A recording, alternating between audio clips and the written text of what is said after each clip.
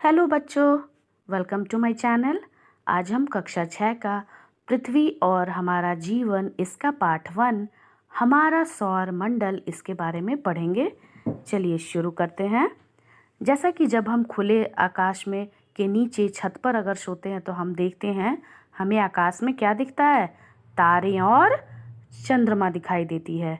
और पृथ्वी से आकाश में दिखाई देने वाली ये सभी आकृतियों को हम क्या कहते हैं, सेलेस्टियल बॉडीज यानी आकाशीय पिंड या खगोलीय पिंड कहते हैं। और इनमें क्या क्या शामिल है, सूर्य, चंद्रमा और तारे।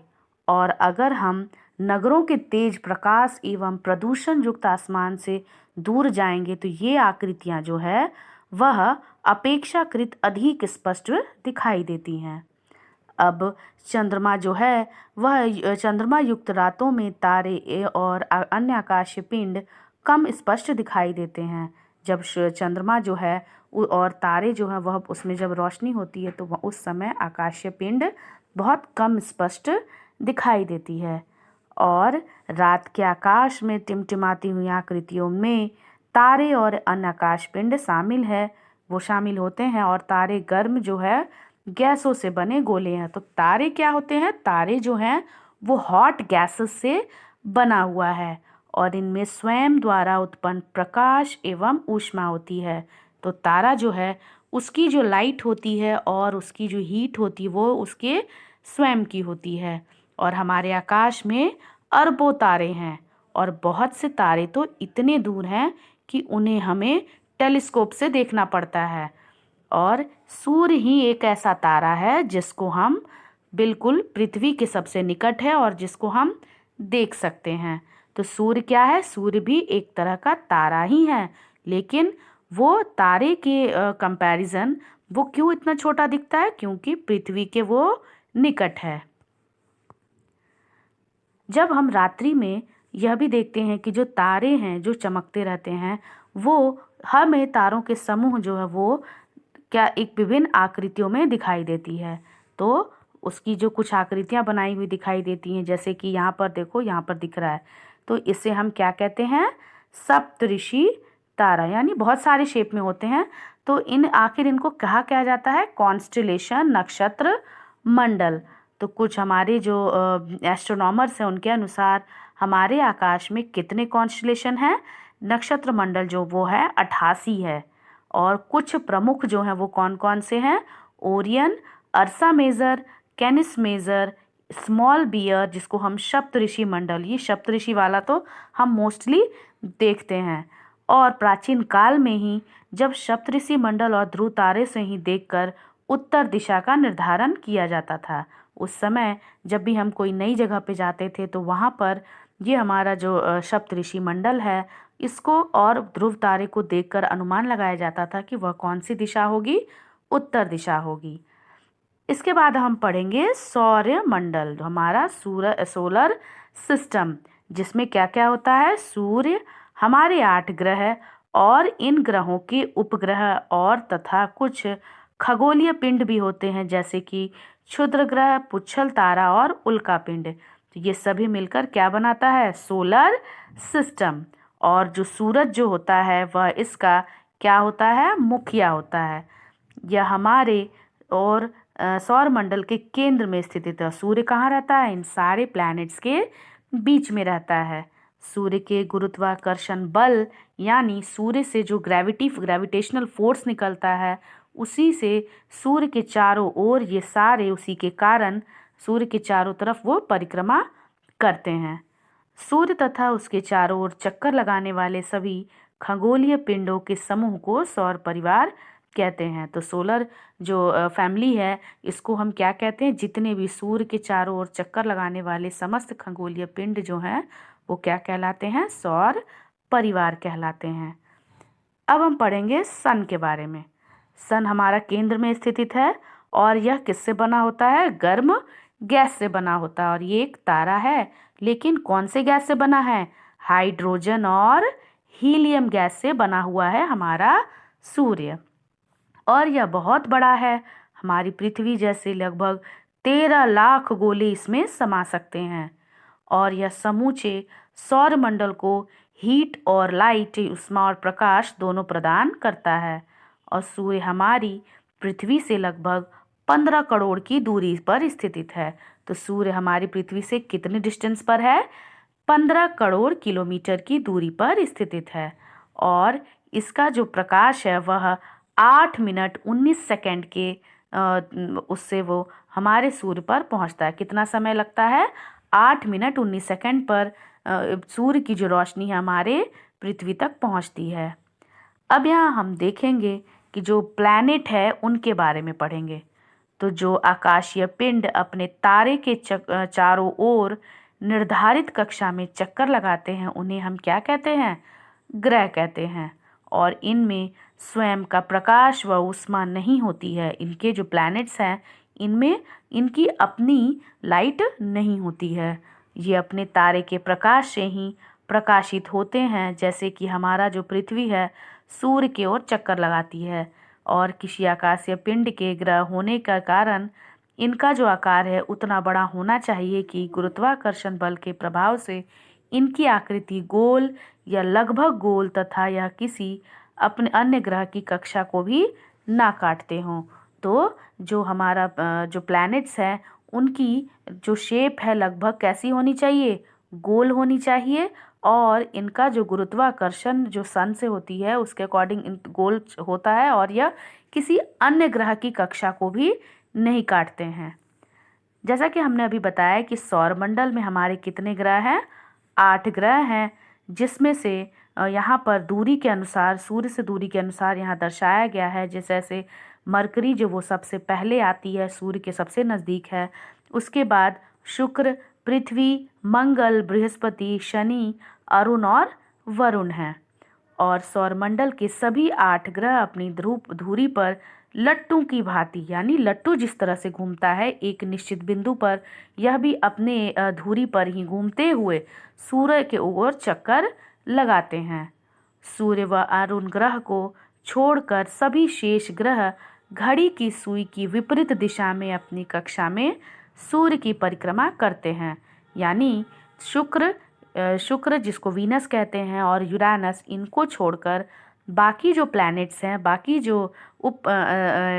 जो ग्रह हैं वो कैसे घूमते हैं?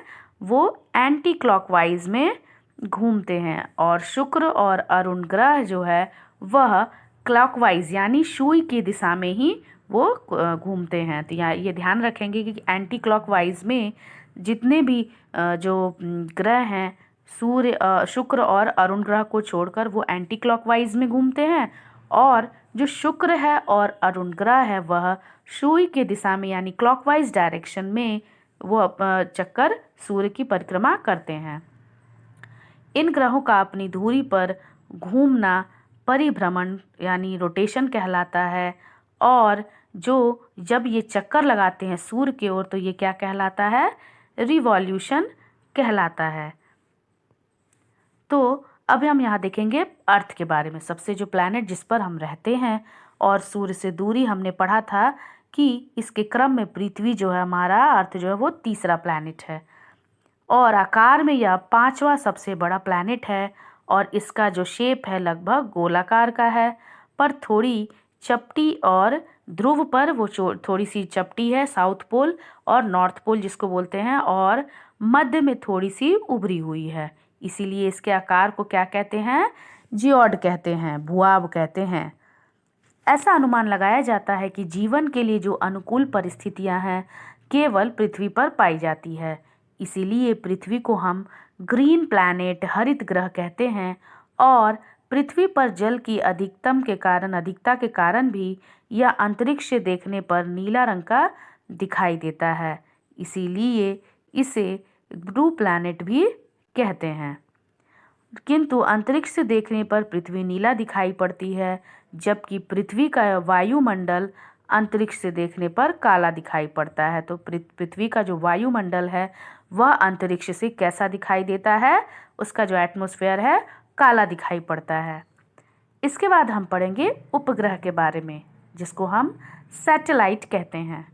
कुछ आकाशीय पिंड जो सेलेस्टियल बॉडीज होते हैं कुछ, वो अपने ग्रह की परिक्रमा तो करते ही हैं और साथ में सूर्य की भी परिक्रमा करते हैं, यानी अपने ग्रह पर परिक्रमा करते हुए सूर्य की भी परिक्रमा करते हैं। तो अपने ग्रह की परिक्रमा करने के कारण ही इन्हें क्या कहा गया है? उपग्रह कहा गया है। जैसे कि चंद्रमा जो है वह पृथ्वी की परिक्रमा करता है, इसीलिए पृथ्वी का एकमात्र जो नेचुरल सैटेलाइट प्राकृतिक उपग्रह कौन है? चंद्रमा है। अब हम यहाँ देखेंगे सौर मंडल के ग्रहों की तुलनात्मक तालिका। यहाँ पर कुछ तालिकाएं में दिया हुआ है कि कौन सा ग्रह कितने उनके उपग्रह हैं और वह किस रंग का है। तो हम थोड़ा इसमें पढ़ लेते हैं। जैसे कि बुध जो वह भूरा रंग का है, शुक्र जो वह हल्का पीला रंग का है, पृथ्वी नीला हरा, मंगल लाल भूरा, बृहस्पति गुलाबी रंग पर सफ़ेद पट्टी, शनि सुनहरा पीला, अरुण आसमानी और वरुण जो है गहरा आसमानी रंग का है। सूर्य से दूरी जो है बुध का 5.8 करोड़ है, शुक्र का 10.8 करोड़ है, पृथ्वी का 14.96 करोड़ है और मंगल का 21.7 करोड़ है और बृहस्पति 77.8 करोड़ है और शनि का 142.7 करोड़ दूरी है सूर्य से और अरुण की 287 करोड़ दूरी है और वरुण की 449.7, यानी ये सबसे दूर सूर्य से है वरुण।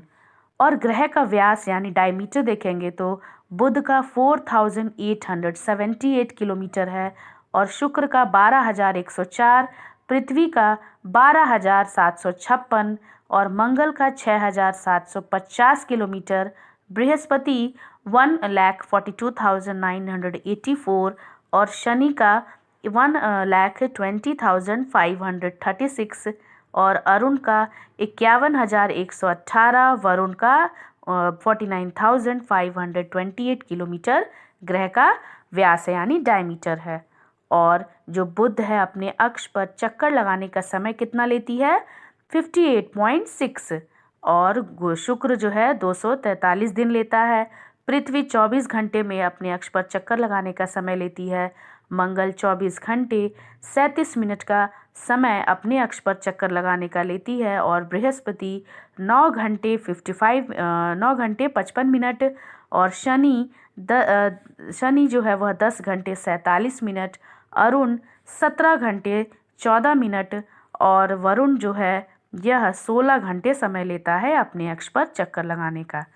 और सूर्य की परिक्रमा का समय देखा जाए तो बुध जो है वो 88 दिन लगता है इन्हें और शुक्र को 225 दिन, पृथ्वी 365.25 दिन और मंगल जो है वह 687 दिन लगती हैं इन्हें, बृहस्पति 11.86 वर्ष, शनि 29.46 वर्ष और अरुण 84 वर्ष और वरुण जो है 164.8 वर्ष का समय इन्हें लगता है सूर्य की परिक्रमा करने का।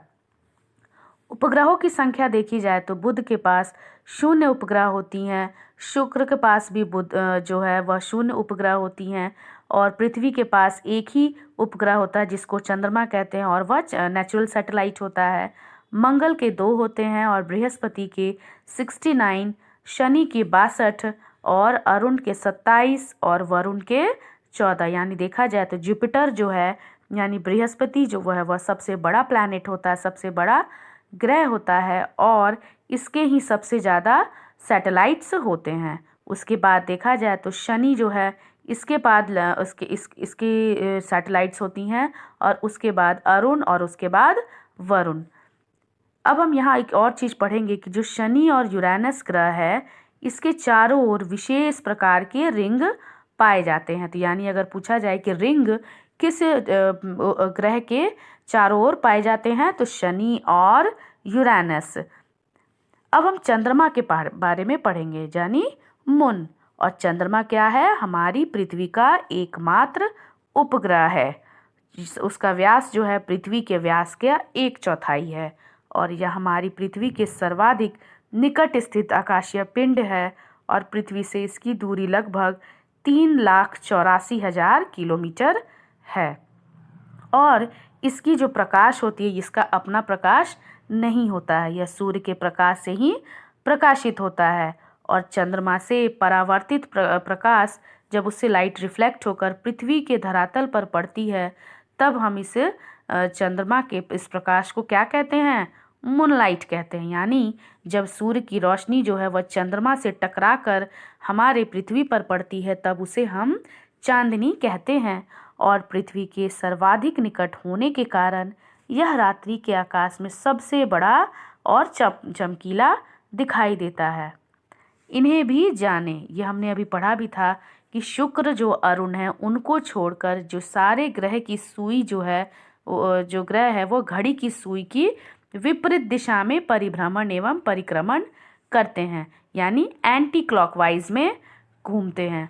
किंतु जो शुक्र और अरुण है वह परिभ्रमण और परिक्रमण की दिशा जो है उनकी सुई की दिशा में यानी क्लॉकवाइज में होती है। और अरुण के उपग्रह भी उनके चारों ओर घड़ी की सुई की दिशा में परिक्रमा करते हैं। इसके बाद हम देखेंगे जैसे क्षुद्र ग्रह, ये भी हमारे सोलर सिस्टम का ही पार्ट है। तो ये मंगल और बृहस्पति की कक्षाओं में यह पाया जाता है और यह कैसे होते हैं? असंख्य छोटे छोटे पिंड के जैसे होते हैं और ये भी सूर्य की परिक्रमा करते हैं। और खगोलविदों के अनुसार, एस्ट्रोनॉमर्स के अनुसार, क्षुद्र ग्रह ग्रहों के टुकड़े हैं जो करोड़ों वर्ष पहले विस्फोट में बिखर गए थे। इसके बाद आते हैं मीटेरॉइड्स। मीटेरॉइड्स यानी जिसको हम कभी कभी क्या कह देते हैं? उल्कापिंड को, टूटता हुआ तारा।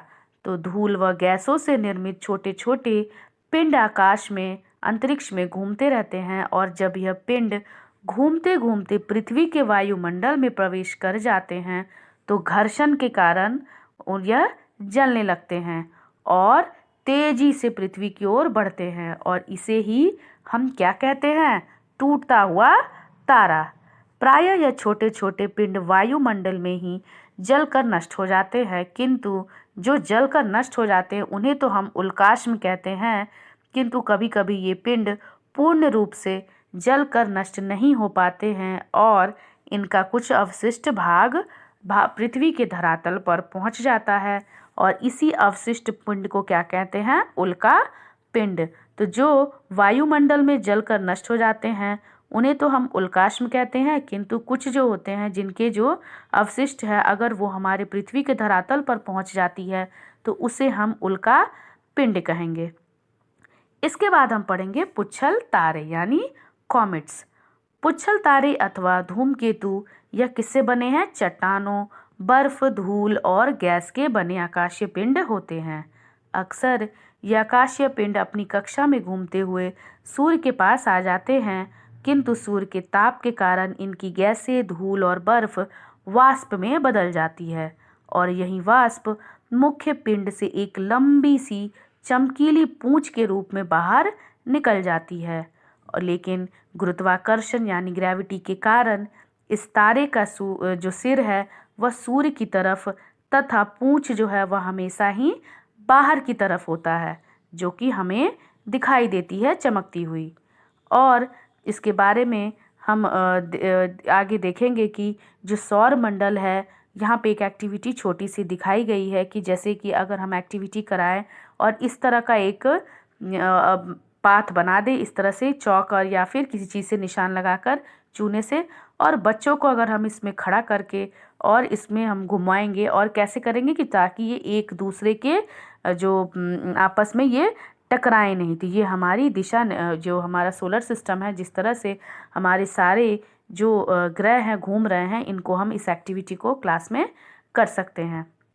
इसके बाद देखेंगे कुल्पर बेल्ट। अब ये कुल्पर बेल्ट क्या होता है? जिसको हम बोलते हैं कुइपर बेल्ट। तो कुइपर बेल्ट जो है यह नेपट्यून यानी नेपट्यून के पार सौर मंडल के आखिरी सिरों पर एक तश्तरी डिस्क की तरह, जैसे कि हम सीडी में जो डिस्क लगाते हैं उसके आकार में एक विशाल पट्टी है। इसमें असंख्य खगोलीय पिंड उपस्थित है जिसमें कई बर्फ से बने हैं। धूमकेतु इसी क्षेत्र से आते हैं और खगोलविदों का, एस्ट्रोनॉमर्स का यह अनुमान है कि यहाँ ग्रह जो होते हैं वो जैसे कई बड़े आकाशीय पिंड भी हो सकते हैं। तो ग्रह के जैसे भी आकाशीय पिंड वहाँ हो सकते हैं और प्लूटो भी इसी मेखला में स्थित है। हमारे सौरमंडल में अगस्त 2006 के पहले 9 ग्रह माने जाते थे। जैसा कि हम जानते हैं जो पहले जो थे वो 9 ग्रह माने जाते थे, जिसमें प्लूटो भी शामिल था और यह 9वां ग्रह था। यह नेपच्यून की कक्षा का अतिक्रमण करता था और अतः 24 अगस्त यानी यह उसके नेपच्यून का जो कक्ष है उसको काटता रहता था। तो यह 24 अगस्त 2006 को अंतर्राष्ट्रीय खगोलीय संघ ने यम को ग्रह की श्रेणी से हटा दिया, यानी प्लूटो को ग्रह की श्रेणी से हटा दिया गया। इसके बाद आता है ब्रह्मांड, और ये सारी चीज़ कहाँ पर है? हमारे यूनिवर्स में है। तो आपने तारों भरे खुले आकाशों में एक ओर से दूसरी तरफ फैली चौड़ी सफ़ेद पट्टी की तरह चमत्कार पथ तो देखा ही होगा, और यह करोड़ों तारों का समूह है। और इस पट्टी को हम क्या कहते हैं? आकाशगंगा यानी गैलेक्सी कहते हैं। और हमारी जो आकाशगंगा है उसका नाम क्या है? मंदाकिनी है। जो भाग पृथ्वी से दिखाई देता है, जो हम ऊपर देखते हैं तो हमें जो दिखाई देता है वह मंदाकिनी आकाशगंगा है, और उसे वे मिल्की वे कहते हैं। यानी जो भाग पृथ्वी से हम देखते हैं उसे हम क्या कहते हैं? मिल्की वे। और इसका जो आकार है सर्पीला आकार तस्तरी यानी स्पाइरल डिस्क जैसा है, और इसमें लगभग 1 अरब तारे हैं, और हमारा सौरमंडल इसी आकाशगंगा का भाग है। तो हमारा सोलर सिस्टम जो है वह किस गैलेक्सी से है? मंदाकिनी गैलेक्सी का ही एक भाग है। और इस प्रकार के करोड़ों आकाशगंगाएं मिलकर हमारे ब्रह्मांड का निर्माण करती है। तो इस तरह के कई गैलेक्सी मिलकर हमारे यूनिवर्स को बनाता है। अब हम देखेंगे ब्रह्मांड की जो है हमारे यूनिवर्स की उत्पत्ति कैसे हुई, जो कि बिग बैंग में इसे कहा जाता है। तो यह आज से लगभग 13 अरब वर्ष पहले पूरा का पूरा ब्रह्मांड एक गर्म और सघन छोटे से गोले के रूप में था। अधिक गर्मी और सघनता के कारण इसमें अचानक विस्फोट हुआ, और इस विस्फोट को बिग बैंग कहा जाता है। विस्फोट के बाद ब्रह्मांड तेजी से फैलने लगा, और यह फैलाव आज भी जारी है। और बिग बैंग की घटना जो है इसके कुछ करोड़ों वर्ष के बाद तारों और आकाशगंगाओं का निर्माण होने लगा, और वास्तव में आकाशगंगा जो है इसका निर्माण हाइड्रोजन हीलियम गैसों तथा धूल कणों से बने विशाल बादल के इकट्ठा होने से हुआ है। और आकाशगंगा को बनाने वाले इस बादलों को हम क्या कहते हैं? निहारिका यानी नेबुला कहते हैं। गुरुत्वाकर्षण के प्रभाव के कारण इन बादलों में गैसीय पिंड से बने जिसमें तारों का निर्माण प्रारंभ हुआ, और आकाशगंगा के केंद्र में यहाँ पर जो दिखाए गए एक विशाल ब्लैक होल है। तो यहाँ पर एक विशाल ब्लैक होल है यहाँ पर जैसे दिखाया भी हुआ है, और जिसको हम गुरुत्व केंद्र का कार्य करता है। तो ब्लैक होल जो है वो क्या करता है? गुरुत्व केंद्र का काम करता है, और इसके कारण ही आकाशगंगा का स्थायित्व जो है बना रहता है। जैसे कि हमने देखा ये ब्रह्मांड है, और इसमें यह मंदाकिनी आकाशगंगा है, और यह सौरमंडल है। और सबसे दूर स्थित मंदाकिनी से चले प्रकाश को हमारी पृथ्वी तक पहुंचने में 100,000 करोड़ वर्ष लग जाएंगे, और प्रकाश को आकाशगंगा से के एक छोर से दूसरे छोर तक पहुंचने में 1 लाख वर्ष लगते हैं। और यहाँ पर हम देखेंगे जो हमारा सूर्य है अपनी आकाशगंगा में लगभग 100 अरब तारों में से एक तारा है, और आज से लगभग 5 अरब वर्ष एवं पूर्व मंदाकिनी आकाशगंगा की बाहरी भुजा में हमारे सूर्य का जन्म हुआ, यानी तारों का जन्म तभी हुआ है। और सूर्य अपने जन्म से ही आकाशगंगा के केंद्र की परिक्रमा कर रहा है, और वर्तमान में यह आकाशगंगा के बीच की भुजा में स्थित है। सूर्य की उत्पत्ति के कुछ समय बाद उसके चारों ओर छोटे छोटे आकाशीय पिंड और गैसीय बादलों का संचयन होने लगा, और इस संचयन के परिणाम स्वरूप ही ग्रहों, उपग्रहों, क्षुद्र ग्रहों, पुच्छल तारों आदि का निर्माण हुआ। इस प्रकार धीरे धीरे जो हमारा सौर मंडल है अपने वर्तमान स्वरूप को प्राप्त किया। तो यह हमने देखा कि किस तरह से हमारा सौर मंडल, क्षुद्र ग्रह, उपग्रह, ग्रह और हमारी यूनिवर्स की रचना हुई है। अब हम यहाँ देखेंगे एक ब्लैक होल जिसको कहते हैं।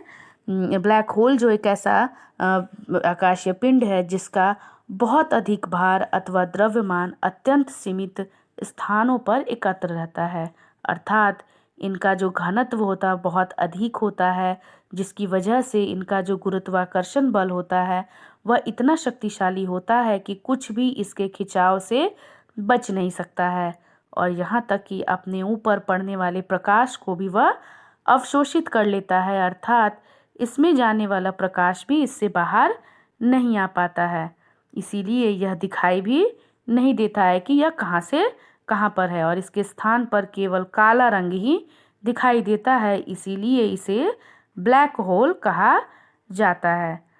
चलिए, आज हमने इसका चैप्टर हमने अच्छे से पढ़ लिया, और इसको आप फिर से एक बार पढ़ लेना, तब के और अच्छे से क्लियर हो जाएगा कि एस्टेरॉयड्स, मीटेरॉयड्स, कॉमेट्स, पुच्छल तारे, उल्कापिंड, क्षुद्र ग्रह ये क्या होते हैं, और चंद्रमा जो है इसकी दूरी कितनी है, सौरमंडल के ग्रहों की तुलनात्मक तालिका, ये आप बिल्कुल एक बार पढ़ लेंगे। और इसके बाद हम अब इसके अगली वीडियो में इसके क्वेश्चन आंसर्स और इसके जो भी अभ्यास प्रश्न है उसको चर्चा देखेंगे। चलिए, तब तक के लिए बाय।